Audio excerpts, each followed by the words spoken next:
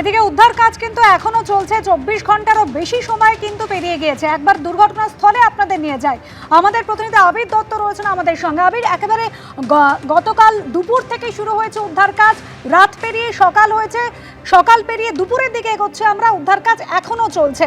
তবে যেভাবে মেঘ ডাকছে, বৃষ্টি আসার সম্ভাবনা রয়েছে, কিভাবে চলছে সেটা? দেখো, এটাই হচ্ছে একটা বিষয়, সেটা হচ্ছে যে টানা আমরা দেখলাম তল্লাশি অভিযান চলছে, কিন্তু এখন আকাশে কিন্তু ঘন কালো মেঘ এবং তার সাথে সাথে বিদ্যুৎ চমকাচ্ছে আমরা দেখছি, এবং তার সাথে এই তল্লাশি অভিযানও চলছে। তো এই ক্ষেত্রে যদি বৃষ্টি পড়ে, সেই ক্ষেত্রে আলাদা কোনো তাদের পরিকল্পনা করেই এই তল্লাশি অভিযান চালাতে হবে। তার কারণে এতক্ষণ যেভাবে তল্লাশি অভিযান চলছিল, সেই ক্ষেত্রে সেটা এখনও চলছে। কিছু লাইটের ব্যবস্থা যে সকাল থেকে করাও হয়েছিল, তারা আগে থেকে অনুমান করছিলেন যে সকালবেলা যদি কালো হয়ে আসে আকাশ, তাহলে সেই ক্ষেত্রে বৃষ্টি পড়তে পারে এবং আলোর সমস্যা কিছু হতে পারে। তো তা এড়ানোর জন্যই আগে থেকে কিছু আলোর ব্যবস্থা করে রাখা হয়েছিল। কিন্তু আরও যদি আকাশ কালো হয়ে আসে বা যদি টানা বৃষ্টি শুরু হয়, তো সেই ক্ষেত্রে কিন্তু তাদের নিজেদের মধ্যে এখন আমরা দেখছি যে তারা কথা বলে নিচ্ছেন। 7টি টিমে ভাগ হয়ে 31 জনকে মোট উদ্ধার করা হয়েছে। তার মধ্যে বেশ কয়েকজনের মৃত্যু হয়েছে আমরা জানি, এবং বেশ কয়েকজন এখনও চিকিৎসাধীন। এখানে 10টা বেডের একটি স্বাস্থ্য ব্যবস্থা করা হয়েছে, যাতে এখান থেকে উদ্ধার যাদেরকে করা হবে প্রাথমিকভাবে একটা চিকিৎসা যাতে করা যায়। সব মিলিয়ে এই উদ্ধার কাজ এখনও চলছে, কিন্তু বৃষ্টি আসলে সেই ক্ষেত্রে কিন্তু একটা সমস্যা আসতে পারে, সেই আশঙ্কাই করা হচ্ছে। একেবারে আবির, বৃষ্টি আসলে উদ্ধার কাজ ব্যাহত হওয়ার আশঙ্কা রয়েছে, কিন্তু সেনা জওয়ানরা, এনডিআরএফ, তারাও কিন্তু উদ্ধার কাজে হাত লাগিয়েছে। বিধানসভায় দাঁড়িয়ে নাম না করে অভিষেক বন্দ্যোপাধ্যায়কে নিশানা করেছেন মুখ্যমন্ত্রী। কেএমসিতে কি হয়েছে আমরা কি জানি না? কালীকে তুললে সব বেরিয়ে যাবে। কলকাতা কর্পোরেশনে কালী না বললে কোনো প্ল্যান হয় না। এ প্রসঙ্গে আর কি বলেছেন মুখ্যমন্ত্রী, শোনাবো। আপনার কেএমসিতে কি হয়েছে আমরা জানি না, আপনার কালীকে তুললে সব বেরিয়ে যাবে। কলকাতা কর্পোরেশনে কালী না বললে কোনো প্ল্যান হয় না। আর Kali appointed by Camac Street, সবাই জানে। আর এই কালী বাইপাসের পাশে আপনাদের তৃণমূল ভবন বানাচ্ছে 200 কোটি টাকা দিয়ে, আর এখান থেকে টাকাটা তুলে ওখানে পাঠায়। আমরা সব জানি, সব বের করেছি, আমরা এফআইআর হয়েছে, আরো ব্যবস্থা নিচ্ছি। তারাতলায় গোডাউন বিপর্যয়, মৃতের সংখ্যা কিন্তু ক্রমশই বাড়ছে। নির্মীয়মান গোডাউন ভেঙে মৃতের সংখ্যা বেড়ে হয়েছে 11 জন, আহত 18 জন। সকালে ধ্বংসস্তূপ থেকে 5 জনকে উদ্ধার করা হয়েছে। চাপা পড়ে 11 জনের মৃত্যু। 24 ঘন্টা সময় পেরিয়ে গিয়েছে, এখনো পর্যন্ত উদ্ধার কাজ চলছে। আজ সকালে এসএসকেএম ঘুরে যান স্বাস্থ্যমন্ত্রী শারদ দত্ত মুখোপাধ্যায়। গোডাউন ভেঙে পড়া ঘটনায় গ্রেপ্তারের সংখ্যাও বেড়ে হয়েছে 5 জন। ধ্বংসস্তূপের নিচে গ্রাউন্ড পেনিট্রেটিং রাডার দিয়ে প্রাণের খোঁজ চালাচ্ছেন সেনা জওয়ানরা।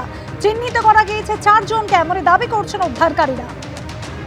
সারা রাত ধরে চলেছে উদ্ধার কাজ, আজ সকাল থেকেও চলছে উদ্ধার কাজ। তারাতলা বিপর্যয়, মৃতদের আর্থিক সাহায্য এবং আহতদের ক্ষতিপূরণের ঘোষণা মুখ্যমন্ত্রী শুভেন্দু অধিকারী। মৃতদের পরিবার পিছু 10 লক্ষ টাকা করে আর্থিক সাহায্যের ঘোষণা, আর আহতদের প্রত্যেককে 1 লক্ষ টাকা করে ক্ষতিপূরণ দেওয়া হবে, বিধানসভায় জানিয়েছেন মুখ্যমন্ত্রী। আমরা চিকিৎসার দায়িত্ব নিচ্ছি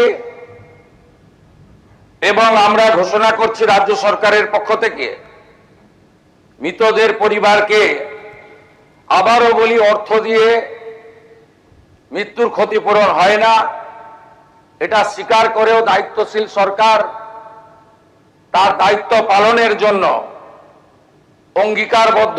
10 লক্ষ টাকা করে আমরা মৃত পরিবারকে আমরা আর্থিক সাহায্য এবং গুরুতর আহতদেরকে 1 লক্ষ, আহতদের সকলকে 1 লক্ষ টাকা করে আমরা ক্ষতিপূরণ দেওয়ার ঘোষণা করছি।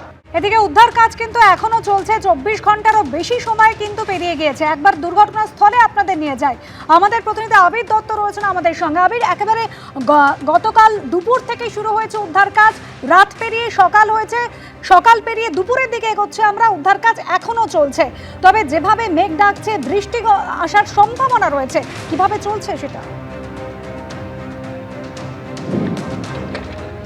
দেখো, এটাই হচ্ছে একটা বিষয়, সেটা হচ্ছে যে টানা আমরা দেখলাম তল্লাশি অভিযান চলছে, কিন্তু এখন আকাশে কিন্তু ঘন কালো মেঘ এবং তার সাথে সাথে বিদ্যুৎ চমকাচ্ছে আমরা দেখছি, এবং তার সাথে এই তল্লাশি অভিযানও চলছে। তো এই ক্ষেত্রে যদি বৃষ্টি পড়ে সেই ক্ষেত্রে আলাদা কোনো তাদের পরিকল্পনা করেই এই তল্লাশি অভিযান চালাতে হবে, তার কারণ এতক্ষণ যেভাবে তল্লাশি অভিযান চলছিল সেই ক্ষেত্রে সেটা এখনও চলছে। কিছু লাইটের ব্যবস্থা যে সকাল থেকে করাও হয়েছিল, তারা আগে থেকে অনুমান করছিলেন যে সকালবেলা যদি কালো হয়ে আসে আকাশ, তাহলে সেই ক্ষেত্রে বৃষ্টি পড়তে পারে এবং আলোর সমস্যা কিছু হতে পারে। তো তা এড়ানোর জন্যই আগে থেকে কিছু আলোর ব্যবস্থা করে রাখা হয়েছিল, কিন্তু আরও যদি আকাশ কালো হয়ে আসে বা যদি টানা বৃষ্টি শুরু হয়, তো সেই ক্ষেত্রে কিন্তু তাদের নিজেদের মধ্যে এখন আমরা দেখছি যে তারা কথা বলে নিচ্ছেন। 7টি টিমে ভাগ হয়ে 31 জনকে মোট উদ্ধার করা হয়েছে, তার মধ্যে বেশ কয়েকজনের মৃত্যু হয়েছে আমরা জানি, এবং বেশ কয়েকজন এখনও চিকিৎসাধীন। এখানে 10টা বেডের একটি স্বাস্থ্য ব্যবস্থা করা হয়েছে, যাতে এখান থেকে উদ্ধার যাদেরকে করা হবে প্রাথমিকভাবে একটা চিকিৎসা যাতে করা যায়। সব মিলিয়ে এই উদ্ধার কাজ এখনও চলছে, কিন্তু বৃষ্টি আসলে সেই ক্ষেত্রে কিন্তু একটা সমস্যা আসতে পারে, সেই আশঙ্কাই করা হচ্ছে। একেবারে বৃষ্টি আসলে উদ্ধার কাজ ব্যাহত হওয়ার আশঙ্কা রয়েছে, কিন্তু সেনা জওয়ানরা এনডিআরএফ তারাও কিন্তু উদ্ধার কাজে হাত লাগিয়েছে। এবিপি আনন্দ, এগিয়ে থাকে, এগিয়ে রাখে।